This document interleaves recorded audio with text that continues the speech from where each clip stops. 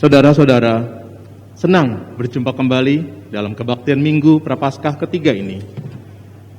Tema kebaktian hari ini adalah Cinta untuk Rumahmu Menghanguskan Aku, di mana Pendeta Frida Situmorang akan melayangkan firman. Terima kasih kami ucapkan bagi setiap saudara yang ambil bagian dalam pelayanan hari ini. Marilah kita mengambil waktu sejenak untuk meneduhkan hati sebelum memasuki kebaktian ini.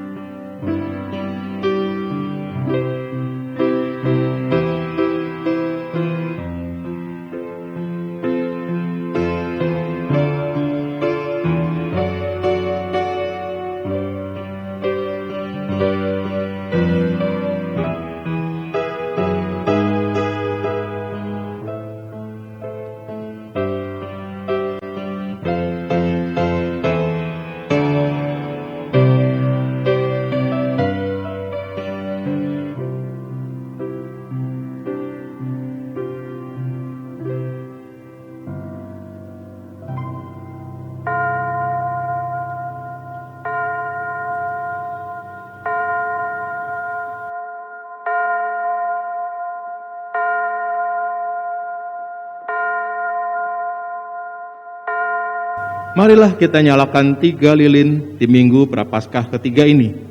Kita akan menyambut penyalaan lilin ini dengan menaikkan pujian kepada Raja kita, Raja seluruh alam semesta.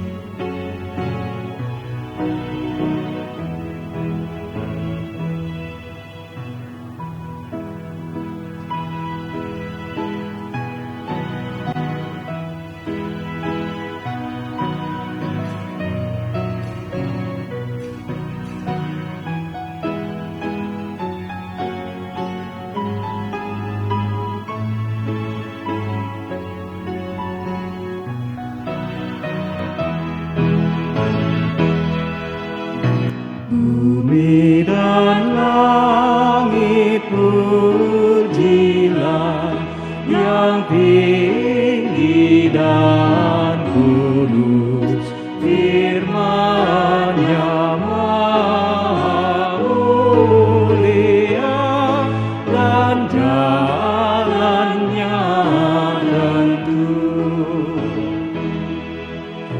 Betapa kasih hikmat-Nya hendaki kita Sang Adam baru menjelma, penolong yang ajaib. Oh hikmat kasih Dialah tak jatuh diserang di dalam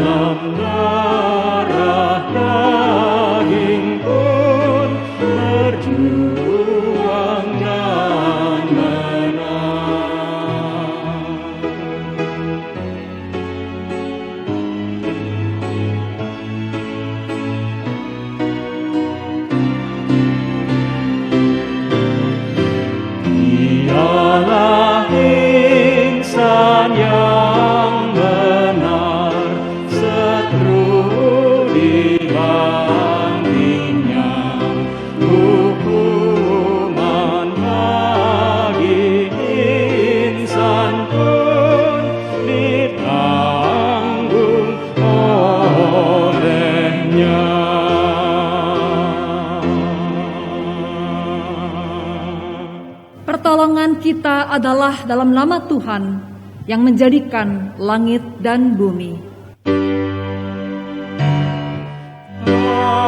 Amin, amin, amin.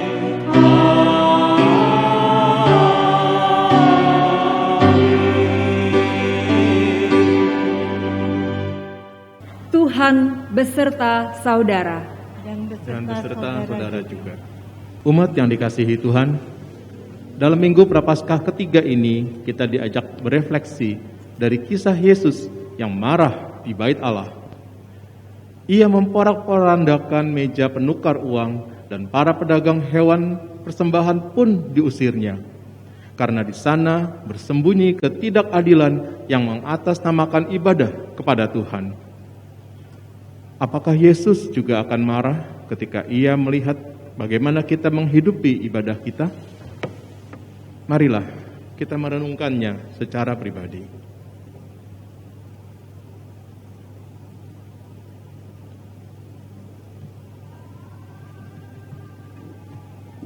Ketika menilik kembali kehidupan kami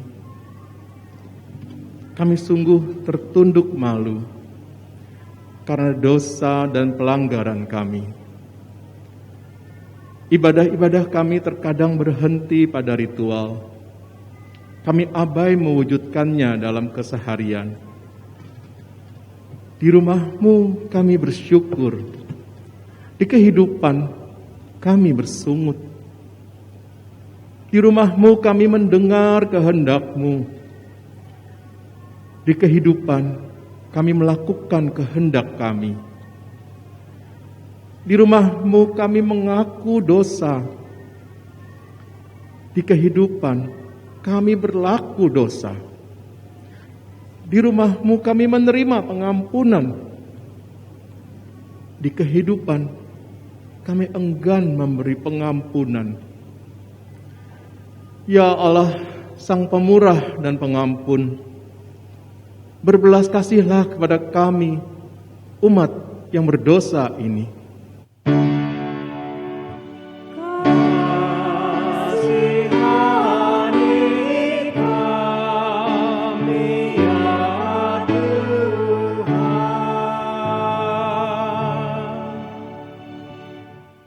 Di dalam nama Tuhan Yesus Kristus kami berdoa.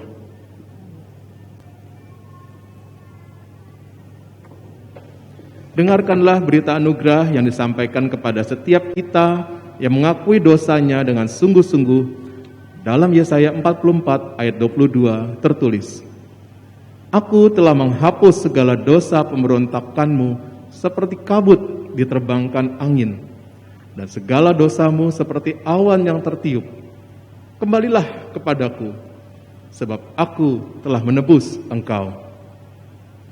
Di dalam Kristus, engkau telah diampuni. Di dalam Kristus engkau pun telah diampuni. Damai Kristus bagimu. Damai Kristus bagimu.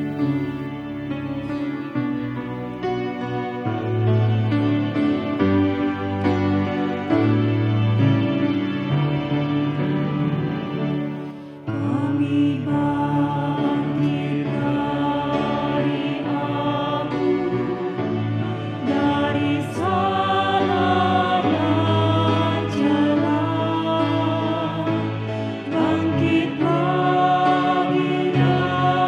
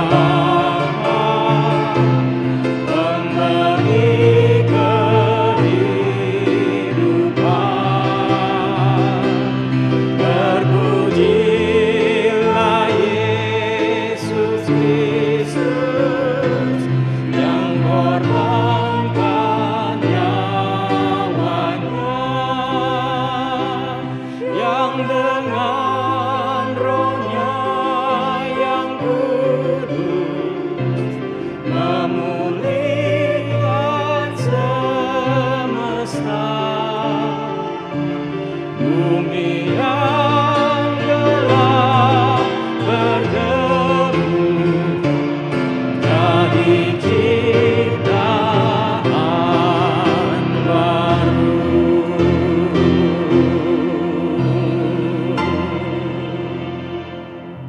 Mari bersama-sama kita berdoa.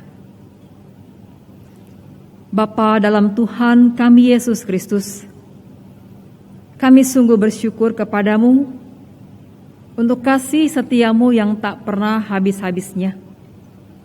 Juga pada saat ini tatkala kami bersama-sama hendak membaca dan merenungkan firman-Mu, kiranya Roh-Mu yang kudus Tuhan yang menolong kami, membuka pikiran hati kami seluas-luasnya untuk menyambut firman-Mu dengan penuh sukacita dan bersedia untuk melakukannya dalam segenap kehidupan kami sebagai umat kepunyaan-Mu. Di dalam nama Yesus Kristus Tuhan dan Juru Selamat kami yang hidup, kami berdoa. Amin.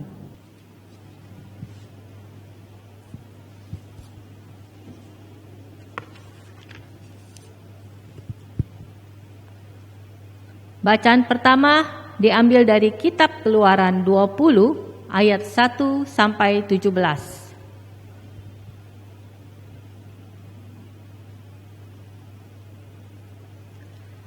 Lalu Allah mengucapkan segala firman ini. Akulah Tuhan Allahmu yang membawa engkau keluar dari tanah Mesir, dari tempat perbudakan. Jangan ada padamu Allah lain di hadapanku. Jangan membuat bagimu patung yang menyerupai apapun yang ada di langit di atas, atau yang ada di bumi di bawah, atau yang ada di dalam air di bawah bumi.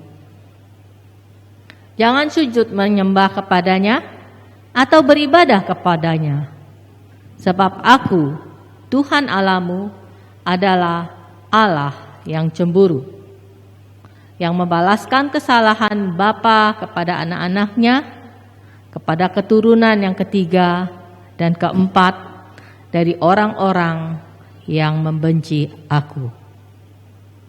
Tetapi aku menunjukkan kasih setia kepada beribu-ribu orang, yaitu mereka yang mengasihi aku dan yang berpegang pada perintah-perintahku.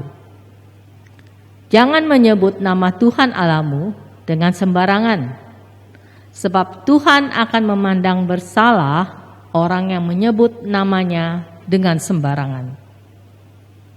Ingatlah dan kuduskanlah hari Sabat. 6 hari lamanya engkau akan bekerja melakukan segala pekerjaanmu. Tetapi hari ke-7 adalah hari Sabat Tuhan Allahmu.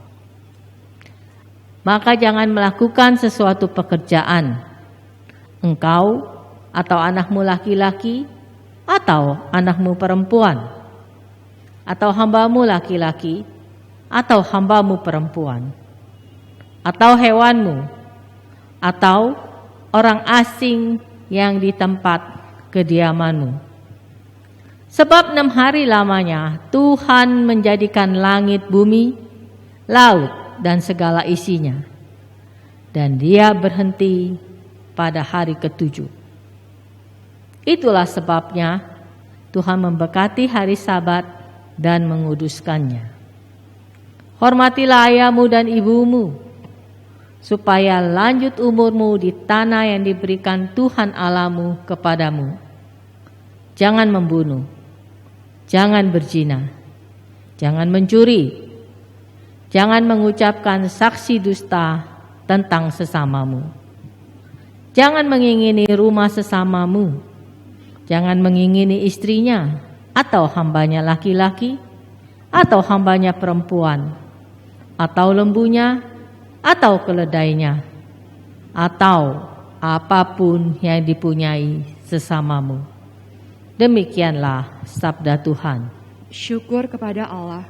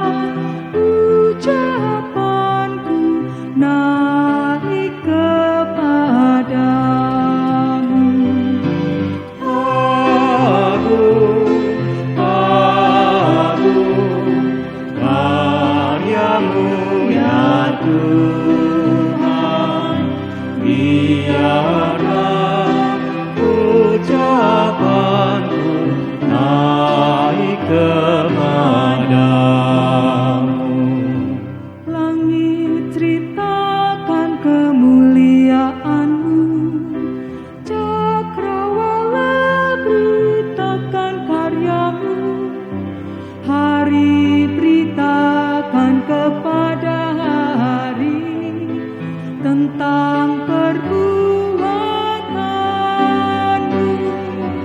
Malam sampaikan kepada malam tentang hikmat-Mu Tuhan.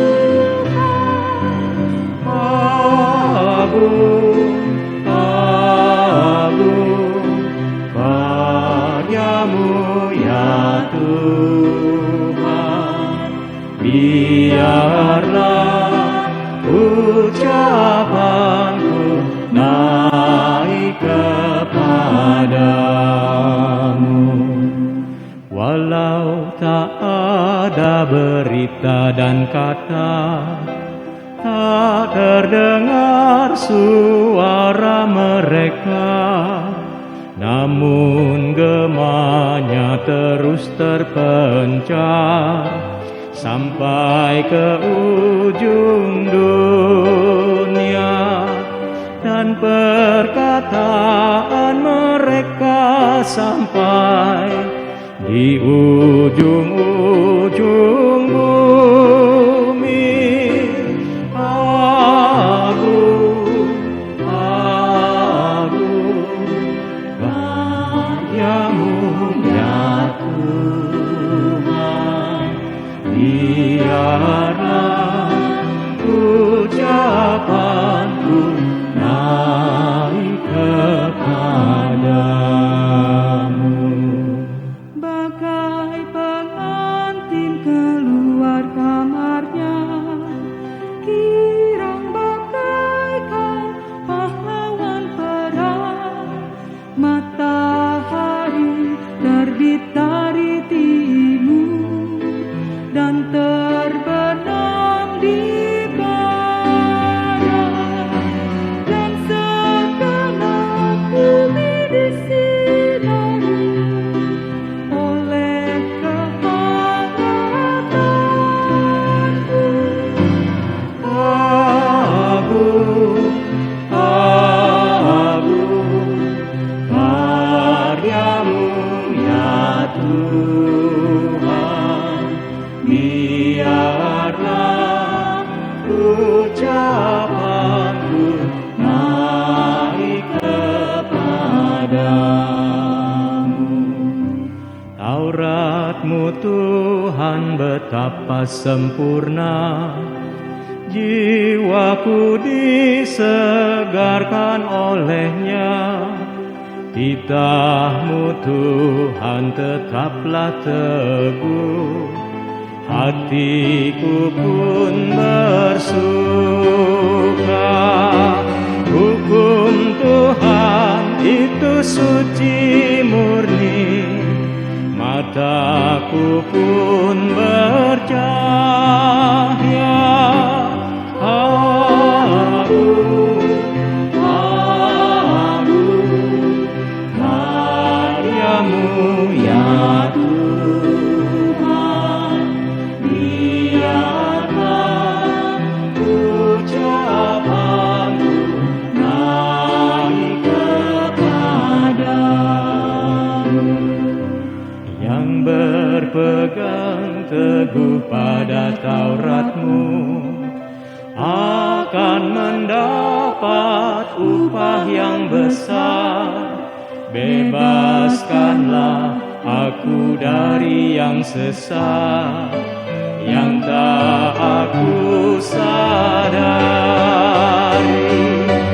Lindungilah hamba-Mu ya Tuhan, agar ku tak tercela. Agung, agung karya-Mu ya Tuhan, biarlah ucapanku naik kepadamu.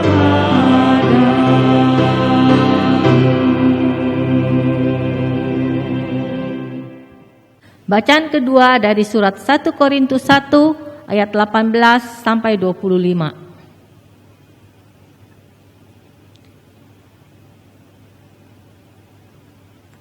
Sebab pemberitaan tentang salib memang adalah kebodohan bagi mereka yang akan binasa. Tetapi bagi kita yang diselamatkan, pemberitaan itu adalah kekuatan Allah. Karena ada tertulis, Aku akan membinasakan hikmat orang-orang berhikmat dan kearifan orang-orang bijak akan kulenyapkan. Di manakah orang yang berhikmat? Di manakah ahli Taurat? Di manakah pembantah dari dunia ini? Bukankah Allah telah membuat hikmat dunia ini menjadi kebodohan? Oleh karena dunia dalam hikmat Allah tidak mengenal Allah oleh hikmatnya, maka Allah berkenan menyelamatkan mereka yang percaya oleh kebodohan pemberitaan Injil.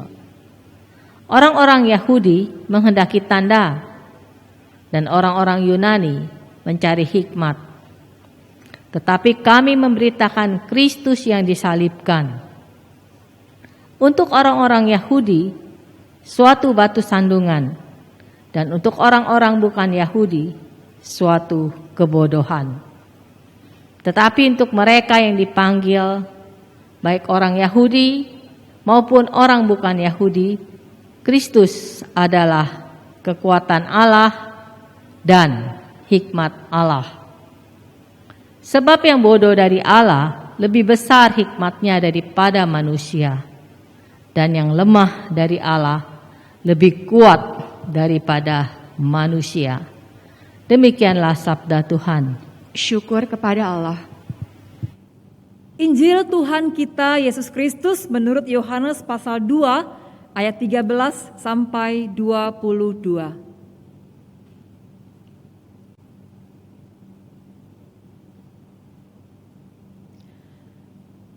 Ketika hari raya Paskah orang Yahudi sudah dekat, Yesus berangkat ke Yerusalem. Dalam bait suci didapatinya pedagang-pedagang lembu, kambing, domba, dan merpati, dan penukar-penukar uang duduk di situ. Ia membuat cambuk dari tali lalu mengusir mereka semua dari bait suci dengan semua kambing, domba, dan lembu mereka. Uang penukar-penukar dihamburkannya ke tanah, dan meja-meja mereka dibalikannya. Kepada pedagang-pedagang merpati ia berkata, "Ambil semuanya ini dari sini. Jangan kamu membuat rumah Bapakku menjadi tempat berjualan." Maka teringatlah murid-muridnya bahwa ada tertulis, "Cinta untuk rumahmu menghanguskan aku." Orang-orang Yahudi menantang Yesus, katanya, "Tanda apakah dapat engkau tunjukkan kepada kami bahwa engkau berhak bertindak demikian?" Jawab Yesus kepada mereka, "Rombak bait Allah ini, dan dalam 3 hari aku akan mendirikannya kembali." Lalu kata orang Yahudi kepadanya, 46 tahun orang mendirikan bait Allah ini dan engkau dapat membangunnya dalam 3 hari.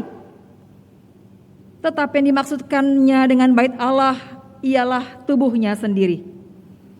Kemudian sesudah ia bangkit dari antara orang mati, barulah teringat oleh murid-muridnya bahwa hal itu telah dikatakannya, dan mereka pun percayalah akan kitab suci dan akan perkataan yang telah diucapkan Yesus. Demikianlah Injil Yesus Kristus. Berbahagialah mereka yang mendengarkan firman Allah dan yang memeliharanya. Hosana, Hosana, Hosana.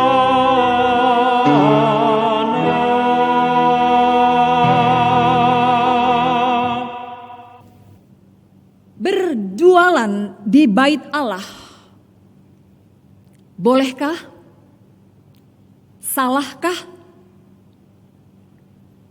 Pertanyaan selanjutnya, bila tujuannya untuk mendukung kegiatan bait Allah, bolehkah? Salahkah? Saudara, terhadap pertanyaan ini ada yang mengatakan tergantung aturan. Bila tidak ada aturan yang melarang, maka tidak salah, boleh saja. Tetapi ada juga yang mengatakan tergantung tujuan. Bila tujuannya baik, maka tidak menjadi persoalan, boleh-boleh saja. Saudaraku, kemarahan Yesus yang digambarkan dalam teks kita ketika Yesus menyucikan bait Allah bukan terkait dengan boleh atau tidak boleh, tetapi terkait dengan fokus ibadah yang tidak lagi kepada Allah, tetapi kepada ritual yang ada. Orang sibuk dengan mempersiapkan ritual yang harus dia lakukan, tetapi mengabaikan ibadah kepada Tuhan. Orang terhalangi untuk berjumpa dengan Tuhan karena tempat mereka dipakai untuk berjualan. Pada ayat 14-15 teks kita, Yohanes menggambarkan kemarahan Yesus yang membuat cambuk dari tali lalu mengusir mereka semua dari bait Allah. Karena menjadikan bait Allah, rumah Bapakku, menjadi tempat berjualan. Saudaraku, kemarahan Yesus ini ada di tengah konteks orang Yahudi yang sedang bersiap untuk merayakan Paskah. Perayaan Paskah adalah sebuah perayaan terbesar di antara perayaan lainnya bagi orang Yahudi. Bahkan hukum Yahudi menyatakan setiap orang dewasa yang tinggal dalam jarak 20 km dari Yerusalem harus mengikuti perayaan Paskah di Yerusalem.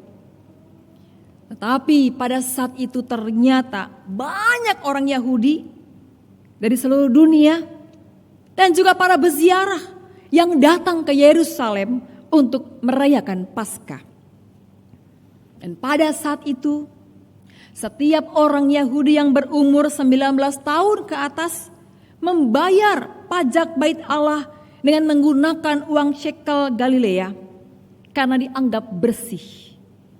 Sedangkan uang logam lainnya dianggap asing dan tidak bersih.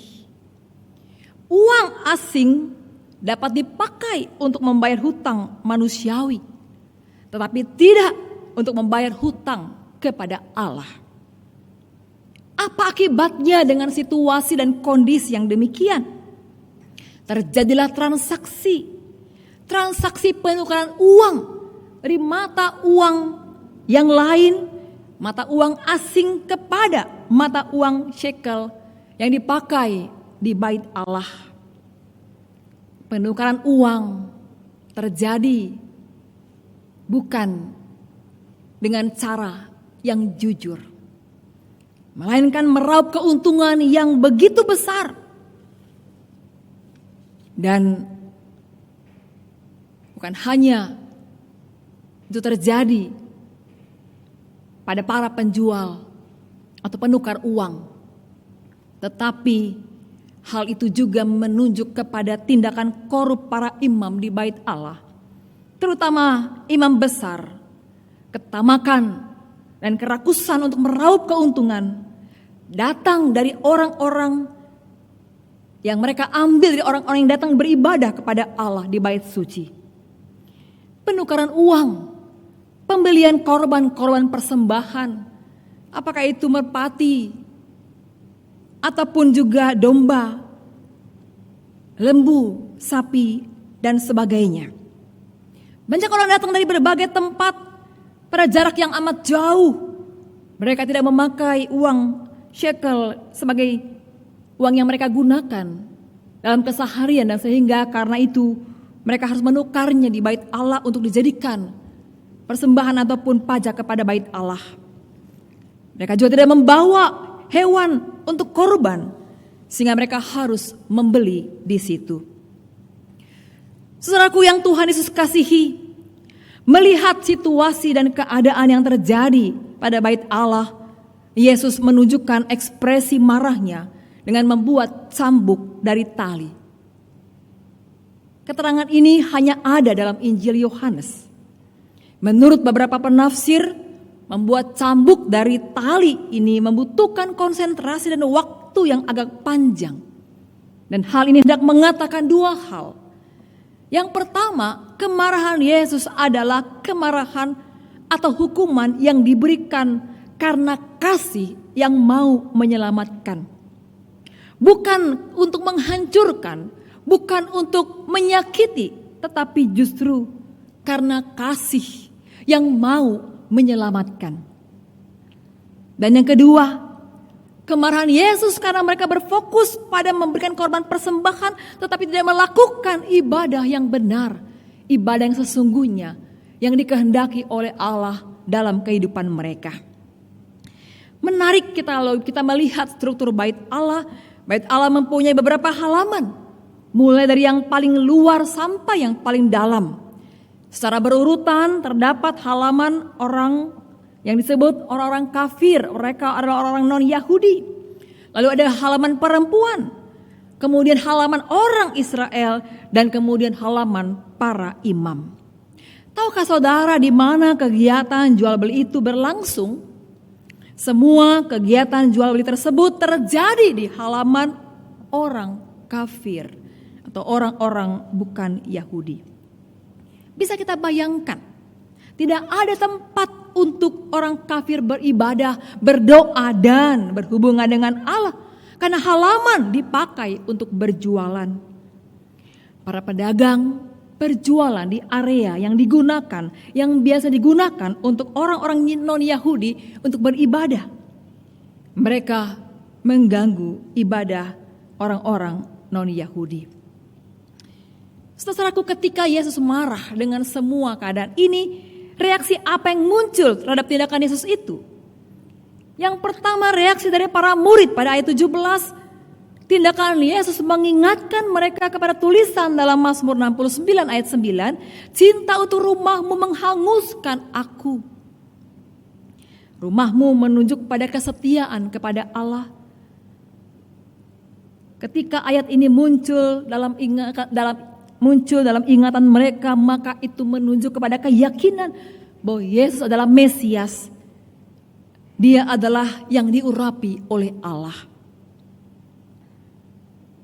Sementara dari orang Yahudi pada ayat 18, reaksi mereka adalah mempertanyakan hak Yesus bertindak demikian dan meminta tanda. Jawab Yesus pada ayat 21 dan 22 hendak mengatakan bahwa ibadah kepada Allah di bait Allah dengan segala upacara dan korban tidak dapat membawa orang kepada Bapa. Sebab Yesus telah datang.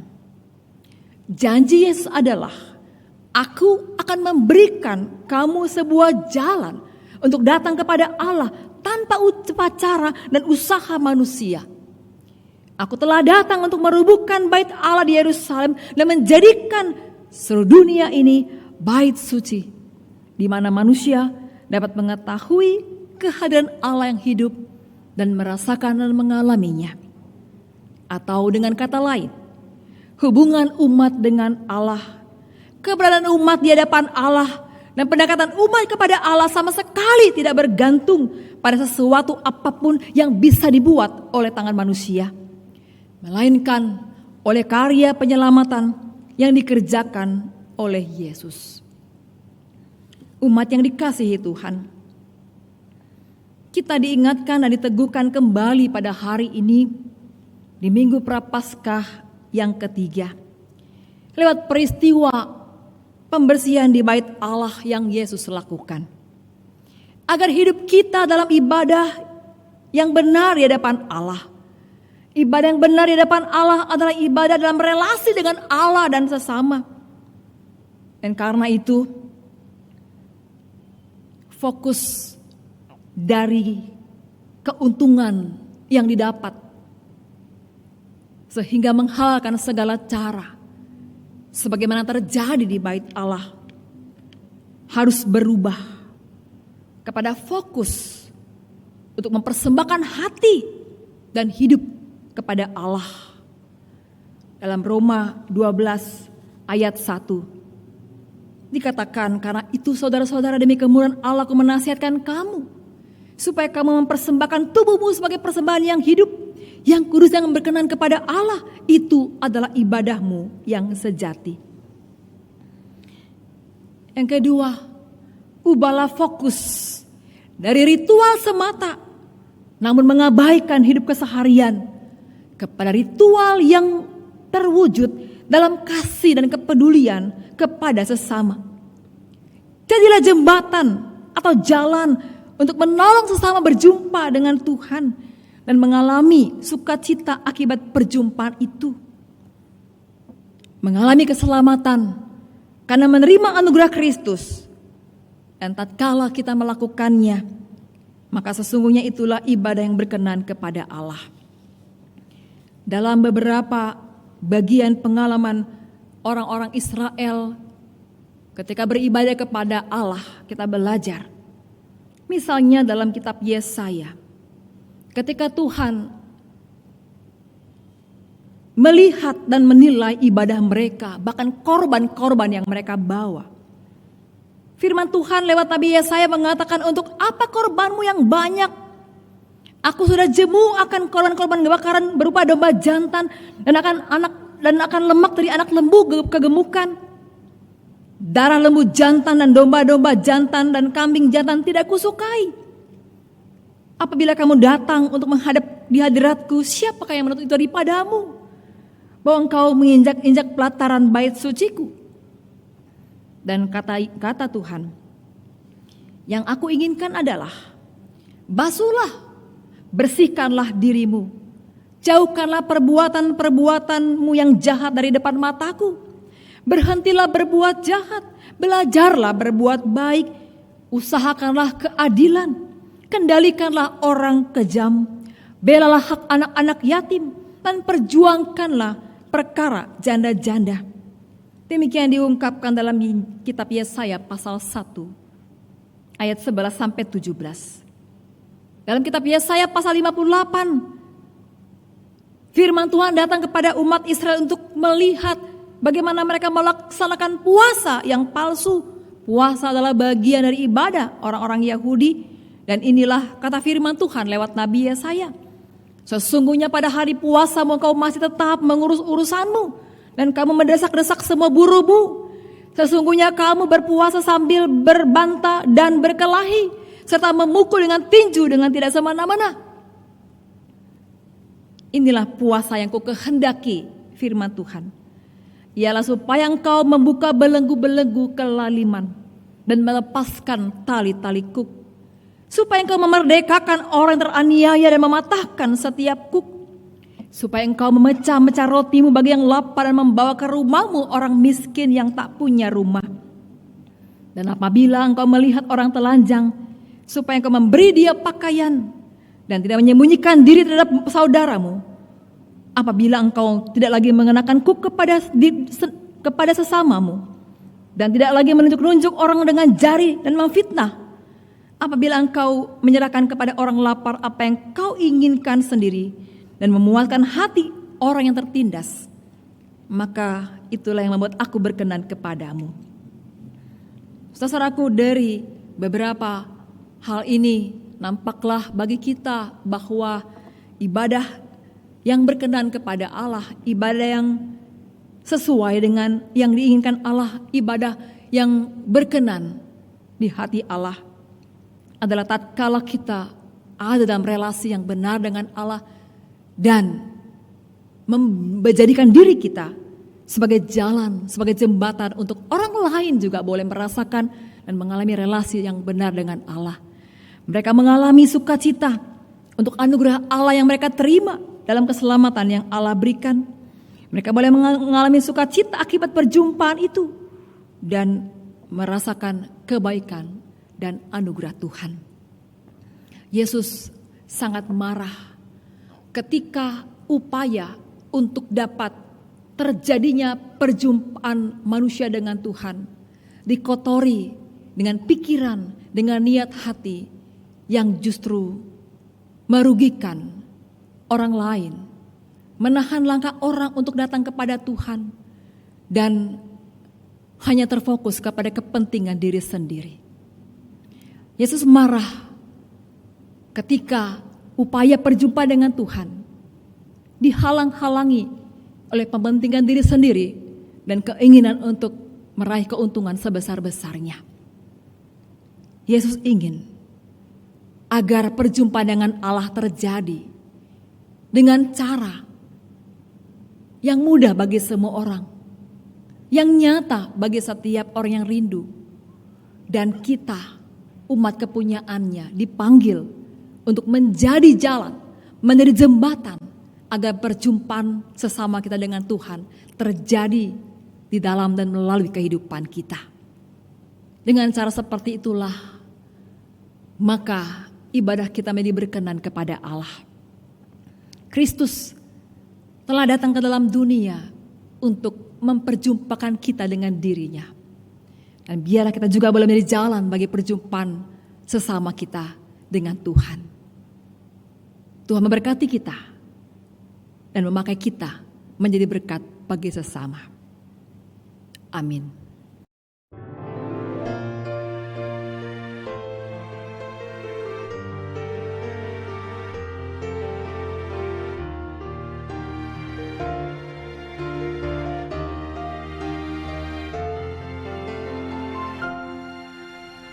Allah Bapa, sungguh besar kasih-Mu, Engkau selalu hadir dalam setiap langkahku. Sungguh indah ku menjadi anak-Mu, hidup dalam kasih-Mu, kasih yang tak ternilai.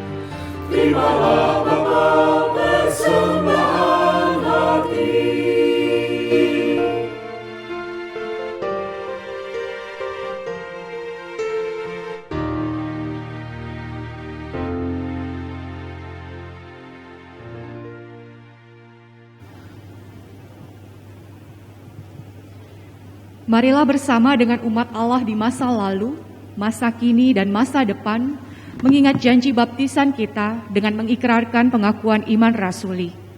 Aku percaya kepada Allah, Bapa yang Maha Kuasa, Khalik langit dan bumi, dan kepada Yesus Kristus, Anaknya yang tunggal Tuhan kita, yang dikandung dari Roh Kudus, lahir dari anak darah Maria, yang menderita sengsara di bawah pemerintahan Pontius Pilatus, disalibkan, mati dan dikuburkan, turun ke dalam kerajaan maut. Pada hari yang ketiga, bangkit pula dari antara orang mati, naik ke surga, duduk di sebelah kanan Allah, Bapa yang Maha Kuasa. Dan dari sana ia akan datang untuk menghakimi orang yang hidup dan yang mati. Aku percaya kepada Roh Kudus, gereja yang kudus dan am, persekutuan orang kudus, pengampunan dosa, kebangkitan orang mati, dan hidup yang kekal. Amin. Mari bersama-sama kita menaikkan doa syafaat kita. Bapa dalam Tuhan kami Yesus Kristus, Betapa kami sungguh bersyukur kepadamu. Dari minggu ke minggu Prapaskah yang kami telah boleh jalani sampai yang ketiga hari ini, kami terus diingatkan akan besarnya kasih setiamu yang telah memberikan kepada kami anugerah untuk boleh mengalami perjumpaan dengan Tuhan. Biarlah kami juga boleh senantiasa menjadikan hidup kami yang Tuhan telah kasihi dan yang Tuhan telah tebus ini juga menjadi jalan perjumpaan sesama dengan Tuhan. Bimbinglah kami Tuhan, agar mampu mewujudkan dan mengejawantahkan ritual-ritual keagamaan kami, ibadah-ibadah kami dalam bentuk yang konkret, yang nyata di tengah-tengah kehidupan kami, lewat tindakan-tindakan yang membawa orang datang kepada Tuhan, tindakan-tindakan yang membawa orang dapat mengalami perjumpaan dengan Tuhan, mengalami kasih dan kebaikan Tuhan. Bapa, saat ini kami juga bersama-sama ingin berdoa. Mohon berkat-Mu untuk gereja-Mu Tuhan yang ada di berbagai tempat. Kiranya lewat kehadiran gereja-Mu Tuhan, dengan semua pekerjaan, pelayanan, dan program yang dilakukan, boleh menjadi jalan bagi dunia merasakan, mengalami kebaikan dan cinta kasih Tuhan. Secara khusus Tuhan, di tengah-tengah masa pandemi ini, kami memohon Tuhan Engkau yang terus memakai gereja-Mu dan setiap orang untuk boleh mengambil bagian, memberikan semangat, harapan, kekuatan, penghiburan, dan memberikan diri mereka seutuhnya untuk boleh menjadi jalan bagi teratasinya semua pergumulan di tengah-tengah masa pandemi. Kami berdoa secara khusus bagi pelaksanaan vaksin yang berlangsung di berbagai tempat. Tuhan, kiranya berkat-Mu ada pada setiap proses sehingga semua berjalan baik. Dan kami boleh menahan laju perkembangan COVID-19 sehingga pada saatnya nanti kami boleh menemukan kembali sukacita dalam situasi dan suasana kebersamaan kami yang bebas dari pandemi ini. Bagi yang berjuang Tuhan untuk sembuh, masih dirawat di rumah sakit, Tuhan tolonglah. Bagi yang sedang berduka karena kehilangan orang-orang yang mereka cintai, Tuhan hiburkan dan kuatkanlah. Bagi mereka yang sedang berupaya untuk bertahan dalam situasi saat ini, mereka yang mencari pekerjaan, mereka yang membutuhkan penghasilan, Tuhan Kau juga membukakan jalan bagi mereka. Kami doakan Tuhan, bagi pemerintah dalam segala daya upaya mereka untuk dapat membawa seluruh masyarakat melewati, mengatasi dan melewati masa-masa yang berat ini. Hikmat Tuhan menyertai mereka dan menopang senantiasa. Terima kasih Bapa. Kami menaikkan segenap doa, baik doa pribadi kami maupun doa syafaat kami, di dalam nama Tuhan kami Yesus Kristus yang telah mengajar kami berdoa.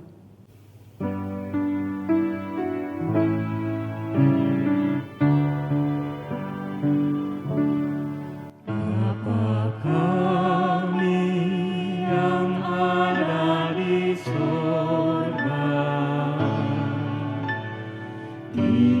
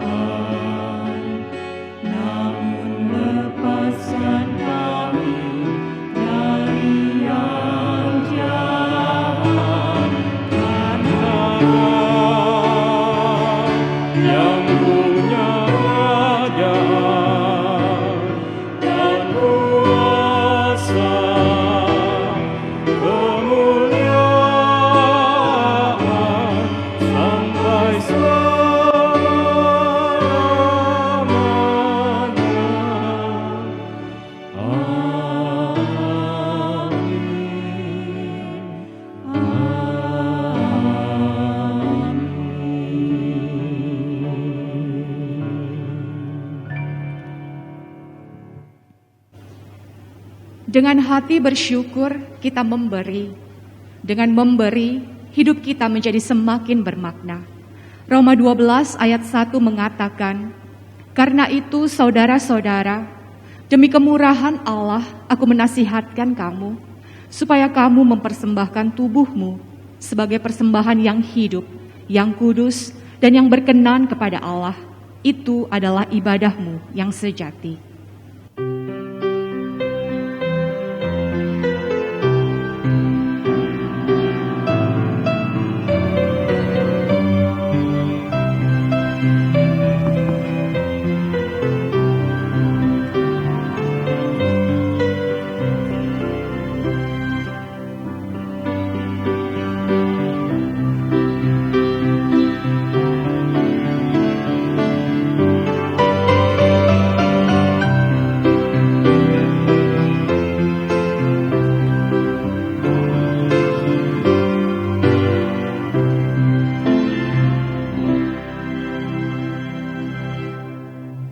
Mari bersama kita bawa persembahan ini di dalam doa.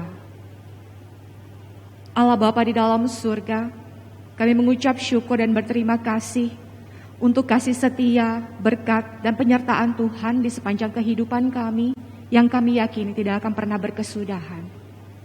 Saat ini kami bersatu hati ya Tuhan membawa persembahan kami sebagai tanda ungkapan syukur dari hati kami yang paling dalam, karena kami menyadari bahwa Tuhan telah begitu banyak memberikan berkat kepada kami. Terlebih lagi, ajarkan kami untuk mengingat agar kami mampu untuk mempersembahkan diri kami seutuhnya sebagai persembahan yang hidup, yang kudus, dan yang berkenan di hadapan Tuhan. Hanya di dalam nama Tuhan Yesus yang baik, kami berdoa dan kami mengucap syukur. Amin. Umat yang dikasihi Tuhan, marilah kita melakukan ibadah yang sejati, yang berkenan bagi Allah, yang memaut erat ritus-ritus ibadah dengan pertolongan kepada yang susah dan lemah.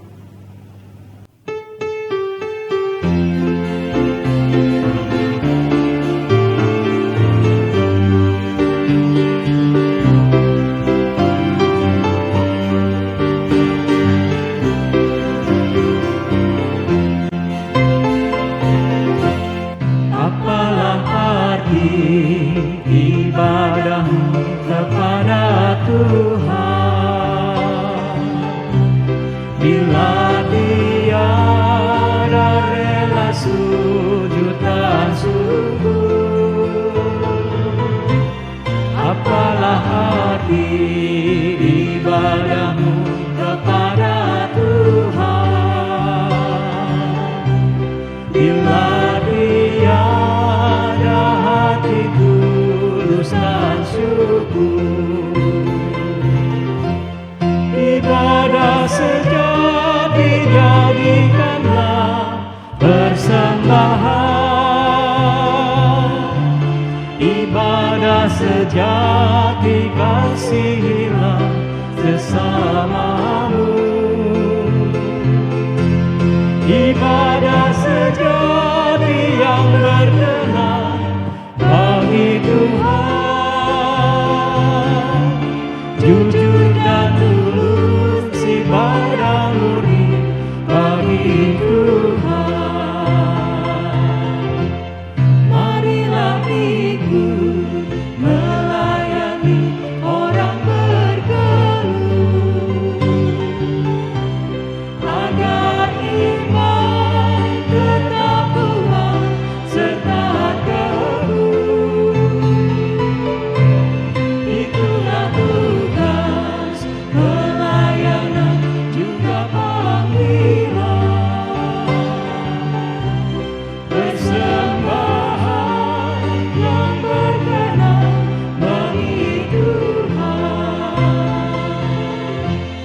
ibadah sejati jadikanlah persembahan, ibadah sejati kasihilah sesamamu,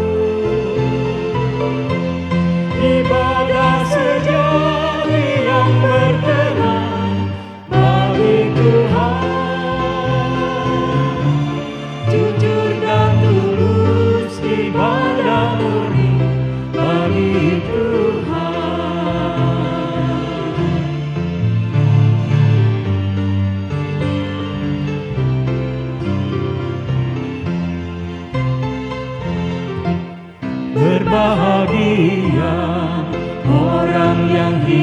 untuk beribadah, yang melayani orang susah dan lemah, dan penuh kasih menolong orang yang terlemah. Itulah tanggung jawab orang beriman. Ibadah sejati jadikanlah persembahan. Ibadah sejati kasihilah sesamamu. Ibadah sejati yang berkenan bagi Tuhan. Jujur dan tulus ibadah murni bagi Tuhan.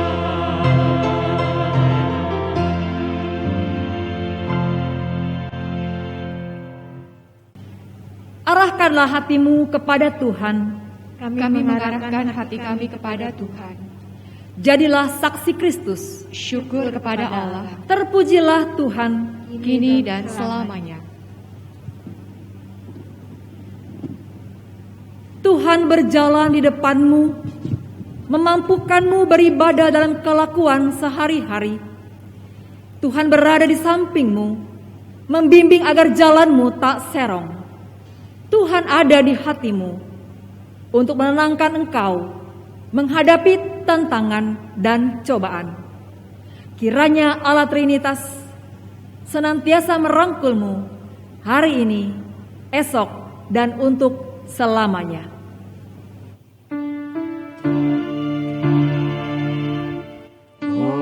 Hosana, Hosana, Hosana,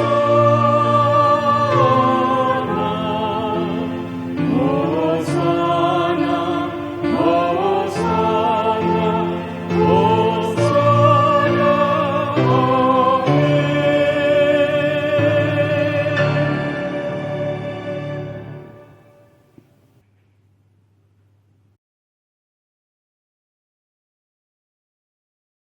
We satisfy your soul thirst and harmonize your life. 96